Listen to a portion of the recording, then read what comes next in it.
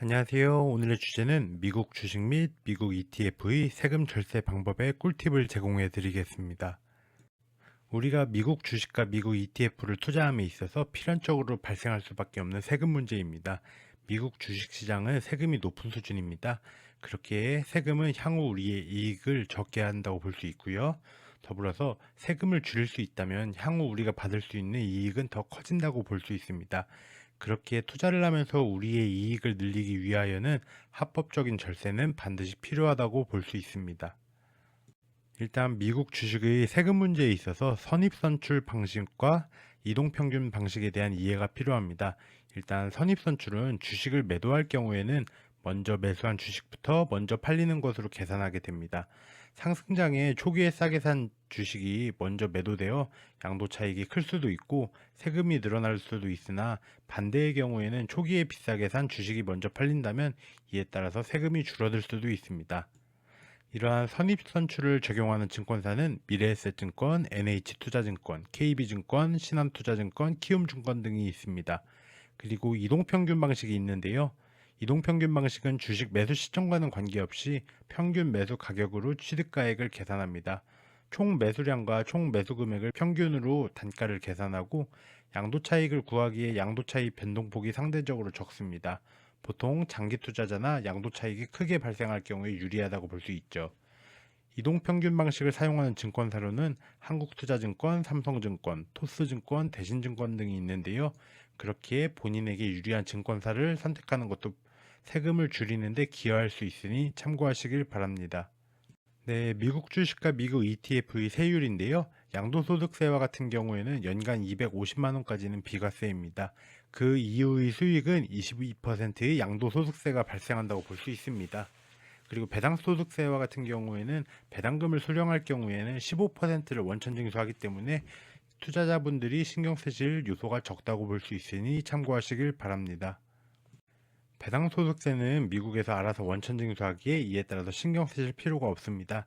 하지만 금융소득 종합과세 문제에 있어서 연간 2천만 원 이상은 신경을 쓰셔야 하니 참고하시길 바랍니다. 그리고 양도소득세와 같은 경우에는 우리가 줄일 수 있는 부분이 있습니다. 그렇게 반드시 신경 쓰셔야 하고요. 세금을 절감하는 것이 우리의 미래의 손익과 수익률에 영향을 주기에 반드시 신경 쓰셔야 하니 참고하시길 바랍니다. 네, 첫 번째로는 양도소득세 절감 방법에 대해서 설명해 드리겠습니다. 네, 연간 250만 원까지 비과세 한도를 적극적으로 활용하여야 한다고 보고요. 연간 250만 원의 손익까지는 비과세이기에 한도 내에서 연말에 매도하는 것이 필요합니다. 그리고 손실상계 제도를 적극적으로 활용하여야 합니다. 미국 주식은 손실상계가 되기에 연말에 이득이 난 종목과 손실이 난 종목을 적절하게 매도한다면 세금을 줄일 수 있으니 참고하시길 바랍니다. 네, 비과세 한도를 활용한 양도소득세 절감 방법인데요. 시나리오 1과 시나리오 2로 나누어서 설명해 드리겠습니다. 총 수익이 5천만 원이라고 가정을 하고 10년간 매년 250만 원 비과세 한도 내에서 250만 원까지 매도를 한다고 가정하였을 때 11년 후에는 2,500만 원의 수익을 보고 매도한다고 가정하겠습니다. 그렇다면은 10년간 총 2,500만 원의 수익을 실현했기 때문에 현재 2,500만 원의 수익이 남아 있고요. 그렇게 11년 차에 2,500만 원에서 비과세 한도인 250만 원을 빼준다면 2,250만 원이 남습니다. 이러한 2,250만 원에 대한 22%의 양도소득세를 납부하여야 하기에 495만 원이라는 세금이 발생하게 됩니다. 시나리오 2에서는 총 수익이 5천만 원이고 10년간 250만 원 비과세 한도 내에서 매도하지 않았습니다. 그래서 11년 후에도 11년 후에 5천만 원의 수익을 보고 매도했다고 가정하겠습니다. 10년간 수익 실현을 하지 않았기 때문에 아무래도 세금이 늘어날 수밖에 없습니다. 5천만 원에서 비과세 한도인 250만 원을 빼준다면 4,750만 원이 남습니다. 이러한 4,750만 원의 22%, 즉 1,045만 원의 세금이 발생하게 되는데요. 이렇게 적절하게 수익을 실현한 것과 실현을 하지 않은 것의 차이가 550만 원 차이가 난다고 볼 수 있습니다.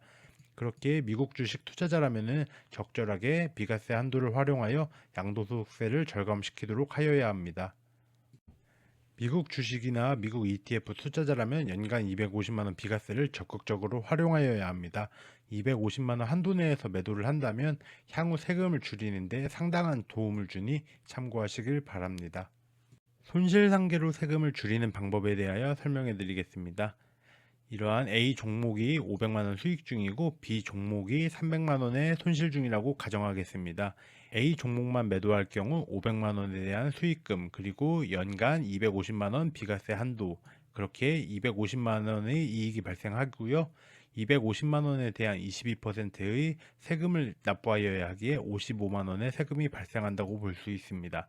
하지만 A 종목과 B 종목을 모두 매도하고 다시 매수한다고 가정한다면 500만 원 마이너스 300만 원, 그렇게 200만 원의 이득이 확정됩니다. 그렇게 연간 250만 원까지 비과세이기에 전혀 세금이 발생하지 않으니 참고하시길 바랍니다. 하지만 이런 세금을 줄이는데 주의사항이 있습니다. 미국 주식은 정산이 필요하고 이에 따라서 매도 후에 2일 후에 결제가 이루어집니다.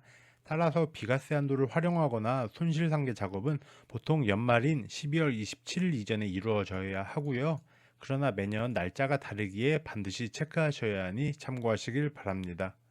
네, 오늘의 결론입니다. 미국 주식이나 미국 ETF에 투자를 함에 있어서 세금 문제는 상당히 중요합니다. 그래서 미국 주식은 연간 250만 원 이익까지는 비과세이기에 한도 내에서 수익 실현을 하는 것이 향후 세금을 줄이는데 상당한 도움을 줄 수 있고요. 손실상계 제도를 활용하여 수익을 본 종목과 손실이 난 종목을 적절하게 매도하는 것도 향후 세금을 줄이는데 상당한 도움을 주니 참고하시길 바랍니다. 네, 오늘도 영상을 시청해 주셔서 감사합니다. 구독과 좋아요, 그리고 댓글은 영상 제작에 큰 힘이 됩니다. 감사합니다.